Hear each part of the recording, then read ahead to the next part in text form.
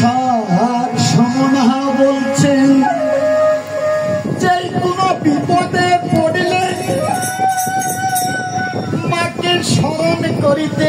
আজকে মনে কর আমরা বিপদে পড়েছি, দেখা যাবে মায়ের নামের কত শক্তি আছে, মায়ের নামের কতই কিন্তু বাহাদুরি আছে, মায়ের কতটুকু আশীর্বাদ আছে। আজকে আমরা দুই ভাই পরীক্ষা করব। তখন দুই ভাই কি বলেন, যে মায়ের নাম দুই ভাই তখন বসে দক্ষিণ পাশে গিয়ে মামা বইলে তুই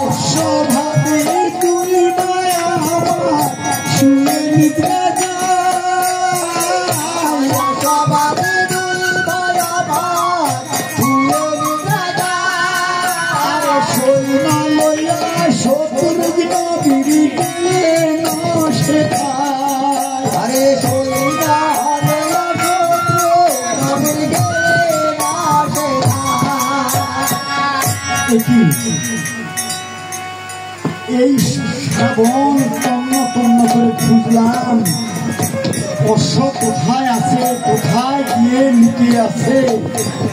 আমাদের এই যজ্ঞের অশ্ব দেখতে পাচ্ছি না, কোথায় গেল অশ্ব? আচ্ছা আর একটু এগিয়ে দেখি। তখন সৈন্য সকলকে নিয়ে শত্রু নবীর আর একটু সামনে এগিয়ে গেলেন আর দেখলেন অশ্ব এই যে গাছের সাথে বাঁধা আছে। তখন শত্রু নবীর মনে মনে ভাবলেন, আহারে অশ্ব এখানে বাঁধা আছে, কাউকে দেখতে পাচ্ছি না, কে বন্ধন করেছে, কে বন্ধন করেছে, অশ্ব দেখতে পাচ্ছি না। আহারে অশ্ব বন্ধন হয়ে আছে, কে বন্ধন করেছে তাকে তো দেখতে পাচ্ছি না। আচ্ছা আর একটু অগ্রসর হয়ে দেখি কাউকে দেখতে পাচ্ছি কিনা। তখন শত্রুঘ্ন সৈন্যরা আর একটু সামনে গেলেন। আহারে দুটি বালক, এই দুটি শিশু গাছতলা শুয়ে আছে। আহারে কোনবা যিনি সন্তানকে জন্ম দিয়া এই গাছতলা রেখে গেল, সে কেমন মা, সে কেমন মা? জন্ম দিলে কি মা হয়? শুধুমাত্র জন্ম দিলে মা হয় না, সন্তানকে জন্ম দিয়ে লালন পালন করিতে হয়, মায়ের স্তন পিয়াইতে হয়।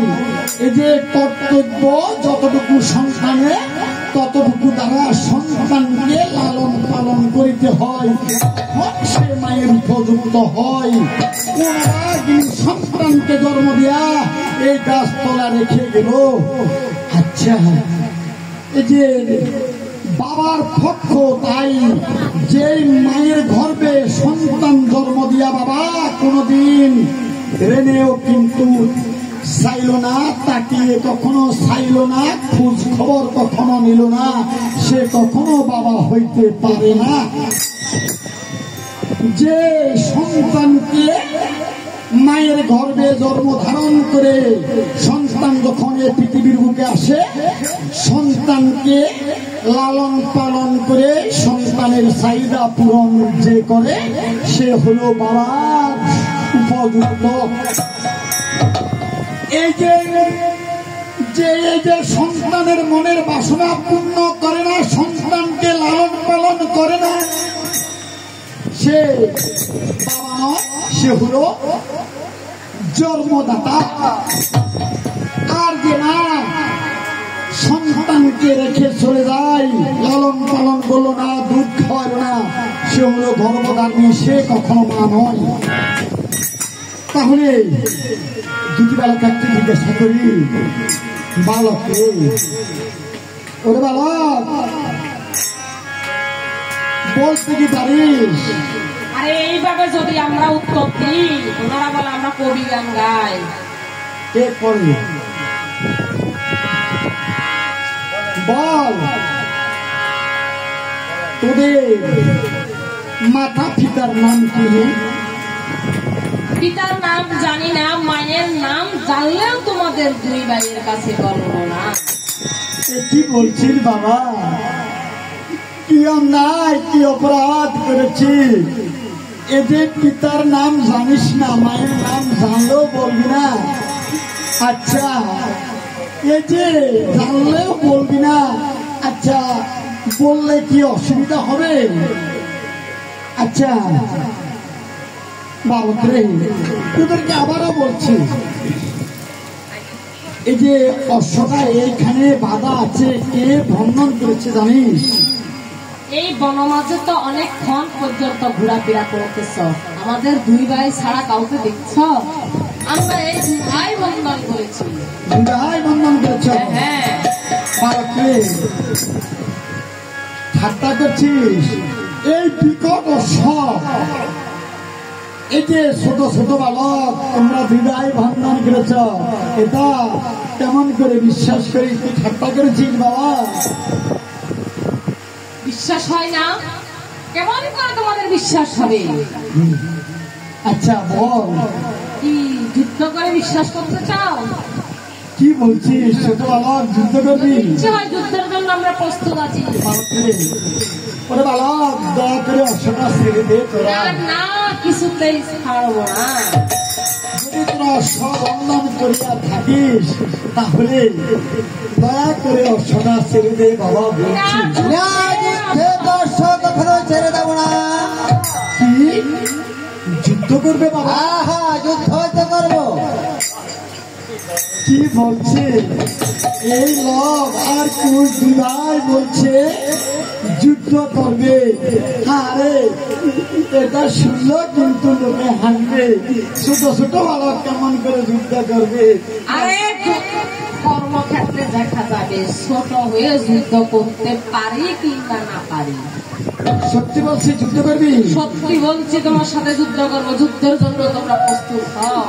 ও বালক, এই যে অনেক কথা শুনলাম তোদের মুখে বালক রে। আচ্ছা, এই যে যুদ্ধের কথা বলছি, যুদ্ধ তো কিন্তু করতে পারবি না, কিন্তু মুখে ছটফট ছটফট করছিস। আচ্ছা, দেখা দয়া করে অশ্বটা, আমি আবারও বলছি, দয়া করে অশ্বটা ছেড়ে দে। আবার বলছে কিছু অশ্ব ছেড়ে দেবো না। তাহলে কি করবি? তোমার সাথে যুদ্ধ করবো। পাত্র মিত্র গণ বাদ্য বাজাও, এ বেটা যুদ্ধের আমি সব ছেড়ে দেবো।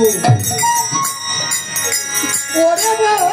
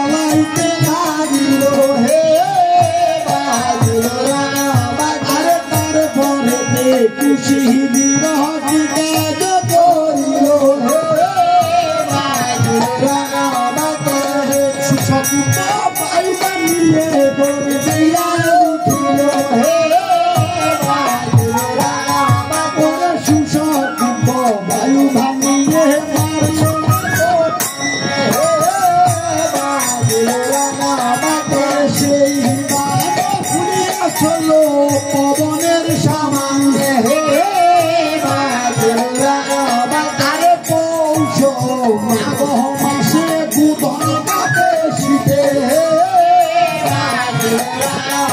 আরে পৌষ মাঘ মাসে বুধন কাটে শীতে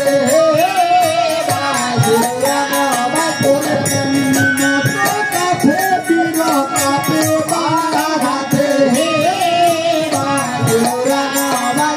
শত্রুর তখন বিঘ্ন হয়ে যায় আরে শত্রু মের বানে তখন ব্যক্ত হয়ে যায় সুসপুত বায়ু বানে সবাইকে